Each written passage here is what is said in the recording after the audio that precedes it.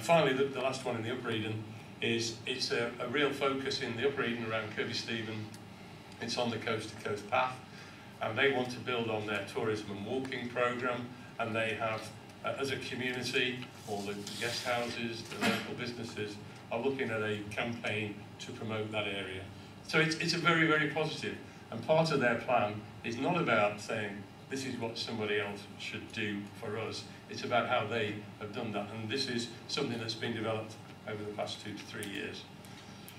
I'm not going to go over that again. I'm sure you'll be pleased with that. You've seen all of that, and I think it stands from the other form, so I'll move on if people are happy with that. I think people are clear what the Prime Minister has said, and I'm sure that we don't need to add that. I've kind of again also touched on the Vanguard project approach. We have worked, we have agreed with the DCLG and the Cabinet Office that they work directly with the communities. Those are the people who are leading their community plan in the community. That's not their ward councillors in many cases, it's not their county councillors, it's interested parties in their communities. And we, as District Council and the County Council, are very much a support role and linkage. And it's brought its own challenges, and indeed something that I think I'll hopefully touch upon as we go through. I think one of the things that has come through, and part of this first 2 or 3 months' work that we've been doing, the first meeting we had with the DCLG, they came to us and said, right, we've been told we've got to do what you want us to do. Which was a bit of a showstopper when we didn't even know at that point what big society was. We'd been invited to the launch and been told we were a big society vanguard, and then we were thrown into it. But I think one of the first things that we've been looking at and working with the communities, and certainly DCLG have been doing it, is what stops them getting things done. You know, what is it that stops those communities making things happen? And the 3 things that come out on every piece of work that they've been looking at are those that are there.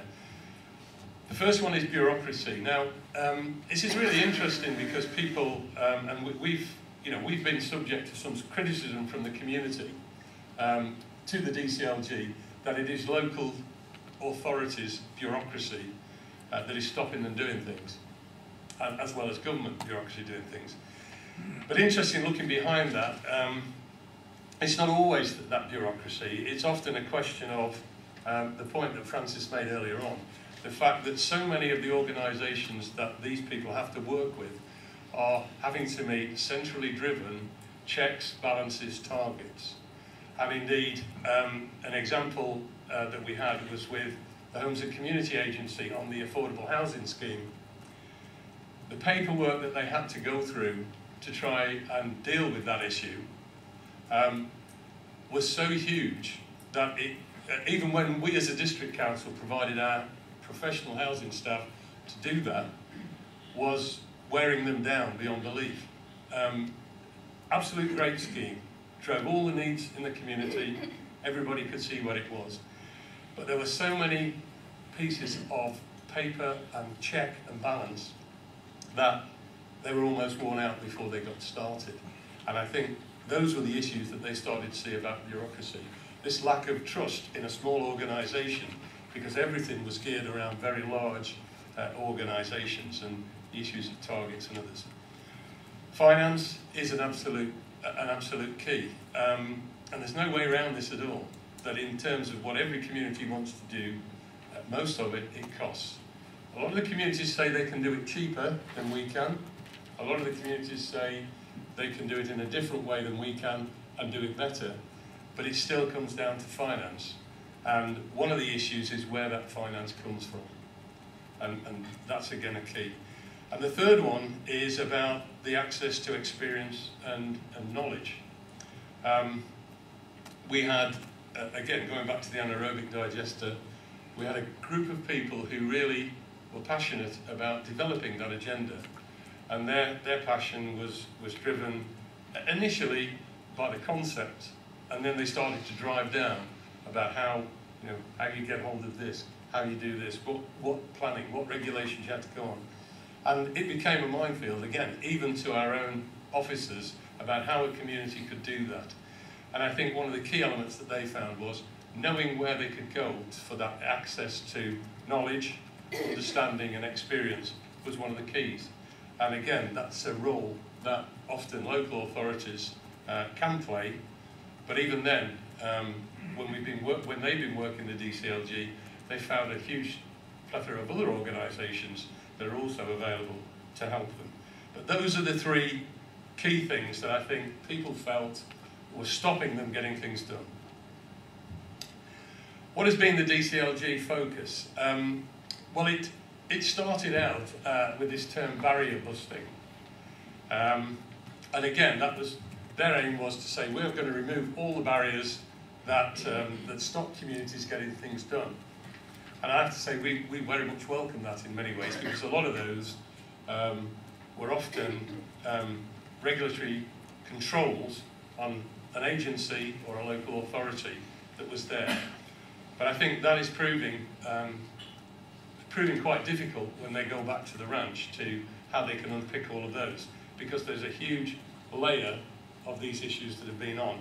And I think it's quite brave that they are going to try and strip those things back. They also wanted to understand the sourcing of finance. Most of the local communities, their source of funding was either their local authority, be that county or district, or from their parish funding, or from various grant-giving bodies. And they found very clearly that those are shrinking all the time. As the communities have ambition, the funding has shrunk. And I think that is a real challenge as part of big society. I think the third one is servicing organisations with the skills that they need. In small rural communities, we do have quite a lot of professional people living there, but often the access to some of those technical skills is not easy, and how you can do that without bringing in consultancy and others at a reasonable cost has proved difficult to find. And I think the fourth one was because they weren't working through a local authority and were actually working with a group of people in the community, it's been quite challenging for them to get down to the grassroots when, you know, in a small community, people just want to get some things done very quickly, and to try and strip back those issues they found quite challenging. And I think, to be fair, they found it quite interesting, and I think it's made a much better Vanguard project for them than just working directly with us, but working directly with the community. It's really interesting to sit there, and those people who've gone to parish meetings and been challenged by the local community, as I often am, to then see a very senior civil servant from the DCLG equally challenged has been quite heartening for me. Partly because often they have to say, and they recognise this, and you know, I'm giving credit to the DCLG and other departments that have come, that they see the problem now with the community, that what they want to do is something here, that there are a lot of things in their way, and they do take it on the chin. And hopefully there is a real learning process going on. I want to put in, this isn't really part of the talk, but I want to put this in because I think this is really relevant to where big society is and going. And the impact of CSR, Comprehensive Spending Review on Eden, is over the next 4 years we have to save 1.1 million. Now, as a small district council, our revenue budget is only 9 million. I know that's, in some instances, very small against some of the authorities I know are represented here, but that's nearly 9% of our total budget. And we really are having to look very hard at how we achieve that. And the council itself, over the past 12 months, has been undertaking a fundamental review of services. And one of the issues that we are looking at is a policy to withdraw from some of our public toilet provisions. And yes, you guessed it, some of those are in these Vanguard areas. We're also looking to withdraw from some of our tourist information provision. And again, some of those are in the Vanguard areas. And also we're having to look very clearly at how our corporate and support that we give to these enabling roles within communities. And so I think what we've found is the CSR Impact is starting to really look very closely at the vanguard areas. Now, I'm not sure, I'm not in contact with all the others, but in our case, they are really live issues and live examples of how big society and the CSR are being challenged. And we are getting into the discussions already as we look at this about how we're going to deal with this issue as it comes up. So, what are the issues that are emerging from this? The first one is that the procedures and barriers to some communities getting things done, they're really overwhelming. One of the best quotes that I got was that enthusiasm is almost worn down by the time they get to start the project. And some of that is our own barriers, the own local authority barriers. Some of it is about procedures that are imposed on local authorities and others. And I think I recognise that well from any project that people do. Sometimes getting to the starting line is one of the hardest points. Access to information is a key, and I've sort of mentioned that before. The third one is a really important one that we're grappling with at the moment as a district council. By the vanguard communities and by the community plans, every time a community plan has come forward from a community, we've been trying to build that within our own corporate plan and take account of certainly the major issues. What the Vanguard project has done is given people a sort of almost an open-ended to say, these are our priorities, these are what we want to do, and we want to do these. And often they're at odds in some ways with the council priorities. And a small example, not in my own authority, but with the county council, is in terms of in one community, there's a cycle, they want to develop a cycle path, which is part of their issue to develop tourism. And that's only a small stretch of cycleway. But in the major transport plan of priorities for the county, where they're prioritising over a whole area, and their priorities are about safe access to schools, reducing accidents, and also looking at making access to work in some of the other communities' priorities. This features nowhere on their priorities, and quite rightly so. It's very low. It's in their priorities, it's very low. The scheme's been costed through the council's contractors, and the community say, we can do that cheaper, it's a priority for us, we can do that cheaper, and we want to do that.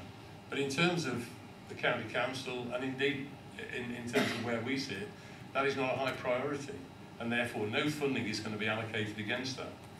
And one of the things I think DCLG are looking at is how they can break that conundrum, and I think it's going to be a real challenge to all authorities as to how, when community priorities come forward, they fit into the bigger priorities. It's the point I think Sarah made about who is the arbiter of these issues, if there are different opinions on it. And it's a real challenge, I think, for us, because we're looking at our new corporate plan, and some of the priorities that the vanguard communities are coming forward, albeit sit within our corporate plan, but are not going to be a priority or a high enough priority for us to fund on a reduced financial regime. The fourth one is finance and pump priming. We've used